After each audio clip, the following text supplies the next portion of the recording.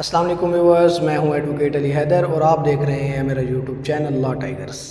आज का हमारा टॉपिक है फॉल्स इम्प्रिजनमेंट। ठीक है, ये दरअसल लॉ ऑफ टॉर्ट का एक टॉपिक है। ये खुद एक टॉर्ट भी है, एक क्राइम भी है। फॉल्स इम्प्रिजनमेंट, ये नाम से ही जाहिर हो रहा है। फॉल्स मीन रॉन्गफुल और इम्प्रिजनमेंट मीन कैदी करना या कैदी बनाना। ठीक है, ये हो गया फॉल्स इम्प्रिजनमेंट के मीनिंग।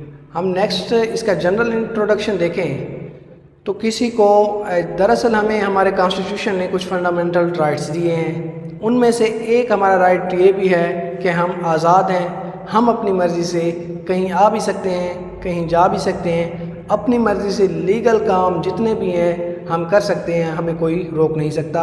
ये लाइबर्टी हमारे कॉन्स्टिट्यूशन ने हमें दी हुई है, ये एक हमारा फंडामेंटल राइट है। तो इस राइट को जब कोई छीनने की कोशिश करता है तो फिर ये फॉल्स इम्प्रिजनमेंट हो जाता है, या हमें कहीं आने से रोका जाता है या कहीं जाने से रोका जाता है। ठीक है, ये हो गया फॉल्स इम्प्रिजनमेंट, या कहीं हमें कैद कर लिया जाता है अनलॉफुली, तो ये फॉल्स इम्प्रिजनमेंट में फॉल करता है। और अगर डेफिनेशन देखें, डेफिनेशन हमने लिया ब्लैकस्टोन से। Every confinement of a person, confinement कहते हैं जी रोकथाम करना, ठीक है, या अटकाना। ठीक है, every confinement of a person is an imprisonment whether it be in common prison. ठीक है, चाहे ये कॉमन प्रिजन हो और इन प्राइवेट हाउस, या कोई प्राइवेट होम हो या कोई घर हो, और even bye forcible detaining of public streets, या कोई ज़ोर बाजू पर या धमका कर थ्रेट करके या अपने ज़ोर बाजू पर किसी को पब्लिक स्ट्रीट्स से रोकना, ये सारा का सारा फॉल्स इम्प्रिजनमेंट में आता है। अपने ज़ोर बाजू पर किसी को रोकना, या फिर किसी को घर में कैद कर लेना, या फिर किसी को किसी बिजनेस वाली जगह पे, किसी स्टॉक में, या किसी इवन रूम में बंद कर देना, ये फॉल्स इम्प्रिजनमेंट में आ जाता है। और ये कुछ शॉर्ट टाइम के लिए भी हो सकता है। लाजमी नहीं है कि आपने किसी को 24 घंटे, 6 माह, साल तक आपने कैद करके रखा है, नहीं। ये कोई 1 घंटा भी हो सकता है, ये 10 मिनट भी हो सकते हैं। ठीक है, तो ये फॉल्स इम्प्रिजनमेंट में टाइम लिमिट नहीं है। अच्छा, और इसका जो बर्डन ऑफ प्रूफ है, इसमें जो प्रूफ होगा वो सारा का सारा बर्डन वो डिफेंडेंट पे आता है। डिफेंडेंट को प्रूव करना पड़ेगा कि आया कि ये फॉल्स इम्प्रिजनमेंट नहीं थी या थी। ठीक है, प्लेंटिफ जस्ट कंप्लेन करेगा। नेक्स्ट हम देखते हैं इसके काइंड्स ऑफ इम्प्रिजनमेंट। काइंड्स कौन कौन सी हैं? एक्चुअल इम्प्रिजनमेंट, और दूसरी काइंड है कंस्ट्रक्टिव इम्प्रिजनमेंट।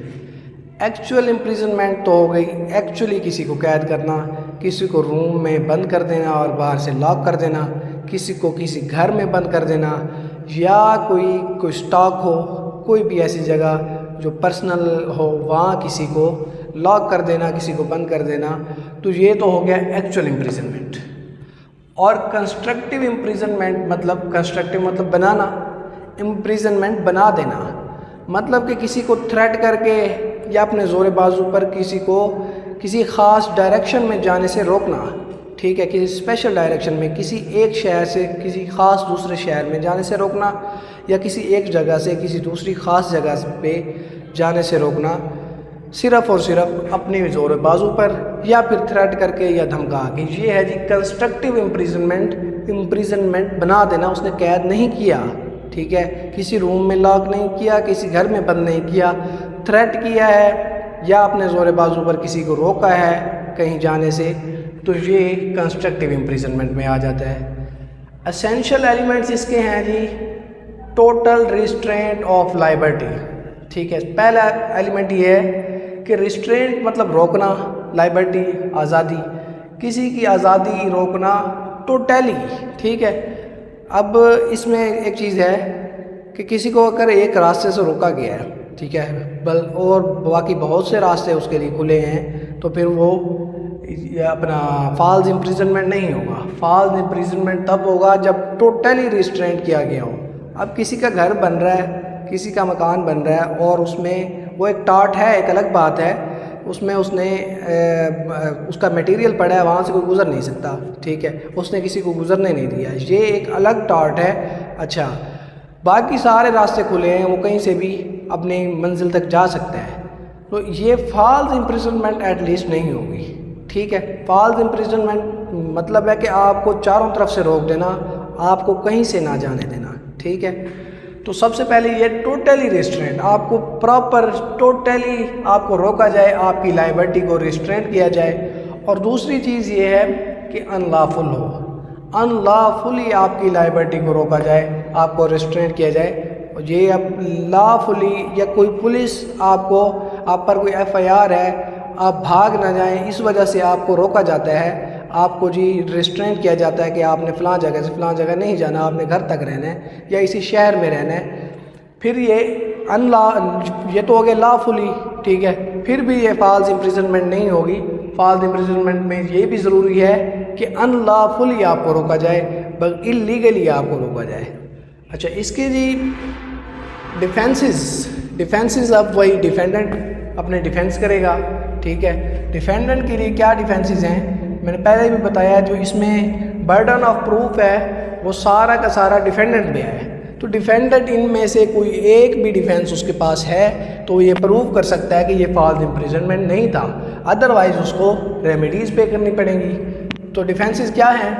पार्शियल रिस्ट्रेंट, अगर डिफेंडेंट ये प्रूव कर देता है कि ये पार्शियल रिस्ट्रेंट था, ठीक है, ये फुली रिस्ट्रेंट नहीं था, यही बात टोटली उसने रिस्ट्रेंट नहीं किया, ठीक है, पार्शियली अगर रिस्ट्रेंट किया गया है, पार्शियली किसी को रोका गया है, हर तरफ से रास्ते बंद नहीं किए गए, तब जी ये फॉल्स इम्प्रिजनमेंट नहीं होगा। तब ये फॉल्स इम्प्रिजनमेंट नहीं होगा तो ये टॉर्ट नहीं होगा, ये टॉर्ट नहीं होगा तो जो डिफेंडेंट है वो लायबल नहीं होगा रेमेडीज़ पे करने के लिए। अच्छा, दूसरा कंसेंट, अगर कंसेंट शामिल है प्लेंटिफ की, ठीक है, ये वही बात है वॉलेंटी नॉन फिट इंजोरिया, ठीक है, वो जो लैटिन मैक्सिम है कि अपनी मर्ज़ी शामिल है तो फिर ये टॉर्ट नहीं होगा। अगर अपनी मर्ज़ी से कोई ऐसी गेम है, कोई ऐसा खेल है या आपकी मर्ज़ी इस चीज़ में शामिल है, ठीक है, उसमें जी आप ये टॉर्ट भी नहीं होगा, ये फॉल्स इम्प्रिजनमेंट भी नहीं होगी। और लॉफुल अथॉरिटी, अगर कोई लॉफुल अथॉरिटी है डिफेंडेंट अगर कोई लॉफुल अथॉरिटी है या लॉफुल अथॉरिटी की तरफ से कोई डिफेंडेंट है जो उसको रोक रहा है, तो फिर वही बात, ये एसेंशियल एक्चुअली ख़त्म हो रहे हैं। एसेंशियल क्या था कि अनलॉफुली आपको रोका जाए। जब कोई लॉफुल अथॉरिटी आपको रोक रही है, इसका मतलब लॉफुली आपको रोका जा रहा है। अगर ये भी वो प्रूव कर देते हैं तो फिर डिफेंडेंट लायबल नहीं होगा, ये फॉल्स इम्प्रिजनमेंट नहीं होगी। अच्छा, चौथा पॉइंट क्या है? प्रिवेंटिव, अगर किसी की हिफाजत के लिए किसी को रोका जाता है, प्रिवेंट मतलब हिफाजत करना, किसी की हिफाजत के लिए किसी को रोका जाता है, फिर भी ये फॉल्स इम्प्रिजनमेंट नहीं होगी।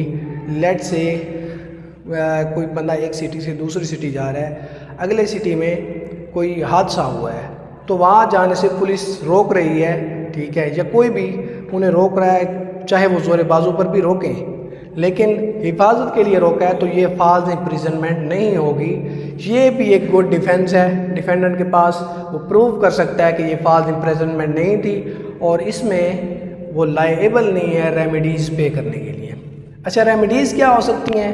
रेमेडीज़ देखते हैं। Writ of habeas corpus, high court में रिट दायर की जा सकती है।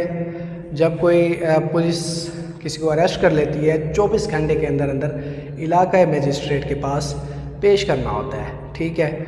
और habeas corpus, writ of habeas corpus ये है कि कॉन्स्टिट्यूशन के मुताबिक आप रिट फाइल कर दें कि हमें इतने दिन हो गए हैं या ज़्यादा टाइम हो गया जो हमें इम्प्रिजनमेंट किए हुए, तो रिट ऑफ हेबियस कॉर्पस आप कर सकते हैं, ठीक है। सूट फॉर डैमेजेस, ठीक है, आप अपने डैमेजेस के लिए सूट भी कर सकते हैं रेमेडीज़ लेने के लिए कि मुझे ये नुकसान हो चुका है फॉल्स इम्प्रिजनमेंट की वजह से, आप रेमेडीज़ लेने के लिए भी सूट कर सकते हैं, ये भी आपके लिए रेमेडी है। सेल्फ हेल्प, अपनी हेल्प करने के लिए, अपनी सेल्फ हेल्प के लिए आप इम्प्रिजनमेंट से बाहर आ सकते हैं। इलाका मजिस्ट्रेट को आप कंप्लेन कर सकते हैं कि मैं अपनी सेल्फ हेल्प चाहता हूँ, मेरा आगे पीछे कोई नहीं है, अपनी हेल्प करने के लिए मुझे कैद से बाहर आना होगा, तो ऐसी सिचुएशन में आप सेल्फ हेल्प भी ले सकते हैं, ये भी आपकी रेमेडी में शामिल है।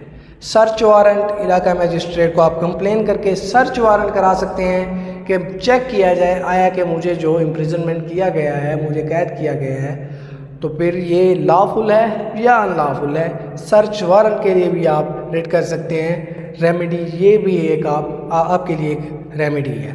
सो ये था आज का हमारा topic, false imprisonment. False imprisonment wrongfully किसी को रोकना कहीं आने जाने से, किसी की लाइबिलिटी को ठेस करना रॉन्गफुली, अनलॉफुली, ये थी फॉल्स इम्प्रिजनमेंट। हमने इसकी काइंड्स भी देखी, एसेंशियल एलिमेंट्स भी देखे और डिफेंसेस जो डिफेंडेंट के पास होते हैं वो भी देखे और रेमेडीज़ भी देखी। नेक्स्ट के टॉपिक के लिए हमारे साथ रहिएगा। अल्लाह हाफिज़।